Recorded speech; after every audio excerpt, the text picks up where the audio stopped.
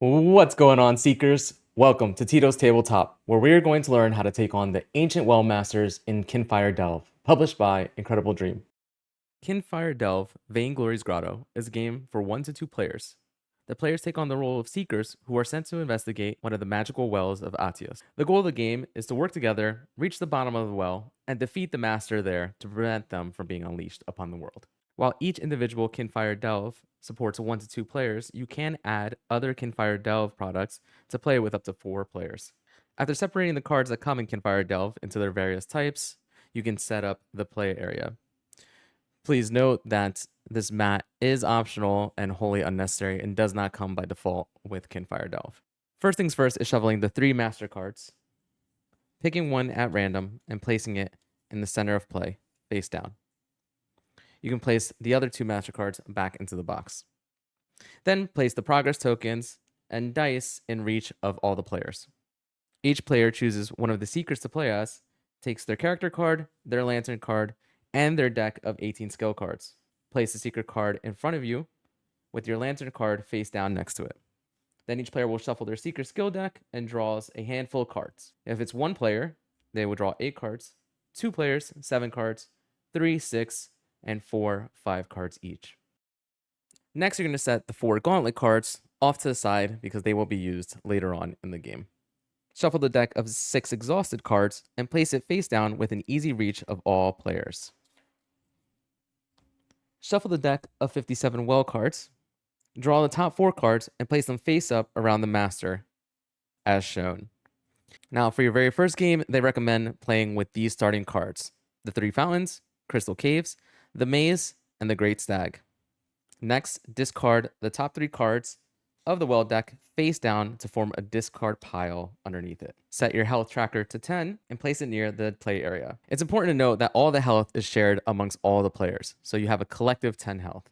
Finally, choose a player to go first, and it's time to delve. On your turn, you will select one of the 4 cards surrounding the master to interact with. There are 2 different types of cards in the well deck.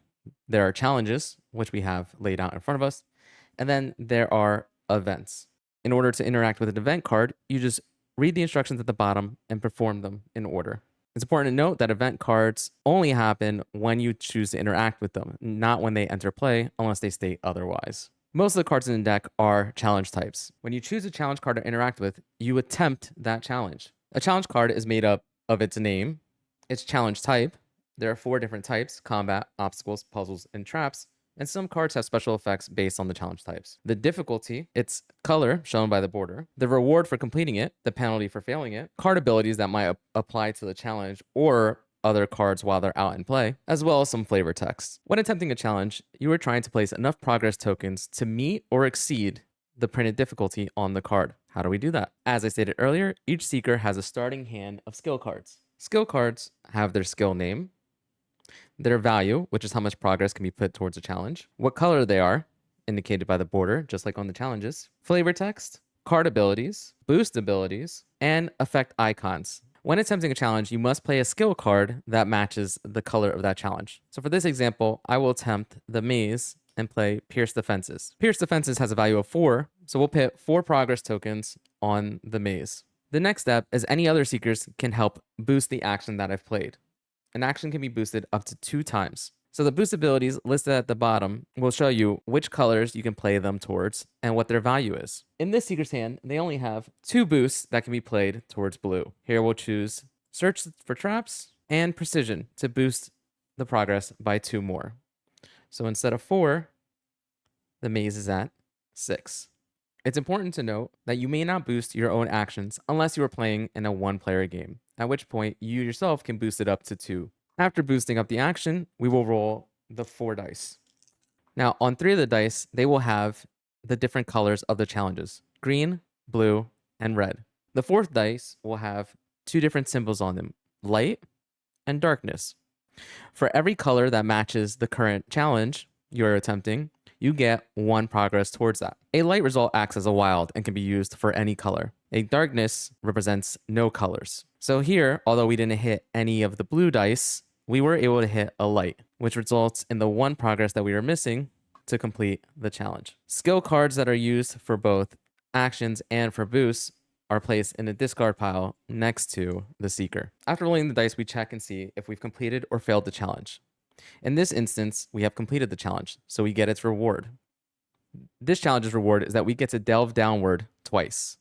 Delving downward is taking the top deck of the well and placing it, discarding it face down in the discard pile. We then clear this challenge and reveal the next one from the top. Other examples of rewards are gaining health, being able to draw more cards, gaining your very powerful lantern ability, recovering exhaustion, or there are some cards that have very specific special rewards or penalties. Now, some of the penalties involved are losing some of your collective health, having to delve upwards, meaning taking cards from the discard pile of the well and placing them back on top of the deck, or suffering exhaustion, which has you draw a number of cards from the exhausted deck and putting them in play. Exhausted cards are always negative for the seekers. After you've discarded all the skill cards you played, and any skill cards that were used for boost, play goes to the next player on your left. Now, it's important to note that you do not have to play a skill card as an action at the start of your turn. If you choose not to, you skip the boost action step and go straight to roll the dice. Now, at any point, if you want to draw new cards or have no cards in hand, you can choose to exhaust yourself, discard the remaining cards if you have any, then draw the top card of the exhausted deck and put it into play. Afterwards, draw a brand new starting hand and take your turn as normal. You do not skip your turn when you exhaust yourself. When an exhausted card is in play, its card text takes effect. This one states, if there are ever 3 copies of this card in play at once, you lose the game immediately. Once an exhausted card is in play, it remains in play until a card or ability allows you to discard it, at which point it gets shuffled back into the exhausted deck. If at any point when drawing a card, your skill deck is out of cards, you shuffle your discard pile to form a new skill deck and then draw any remaining cards you need. If for some reason your deck and your discard pile are both completely empty, meaning you have your entire deck in your hand, then you cannot draw more cards at that time. In order to reach the master and challenge it, you have to make your way to the bottom of the well deck, which happens through completing challenges and delving downwards. At any point, if you need to draw a card from the well deck to refill the board, and there are none left in the well deck, you have reached the bottom of the well, and all that's left is to confront the wellmaster. When that happens, you will clear any remaining challenges still on the board, take the 4 gauntlet cards and play them face up around the master, and then flip the master over. In order to defeat the wellmaster and win the game, you must complete the challenge on the master card. However, the master card itself is a black color, meaning it's invulnerable to all 3 colors. As long as these gauntlet cards are face up, the master challenge may not be attempted. Instead, you challenge the gauntlet cards. Once a gauntlet card is completed, you flip it over, and the master will now be vulnerable to one of the 3 colors. If at any point you get these 3 gauntlet cards flipped over, the master will now be vulnerable to all of the colors. Once you begin the battle with the master, you will ignore any further game effects that would cause you to delve downwards or upwards. When you attempt the challenge on the master's card and fail to complete it, you don't always suffer its penalty.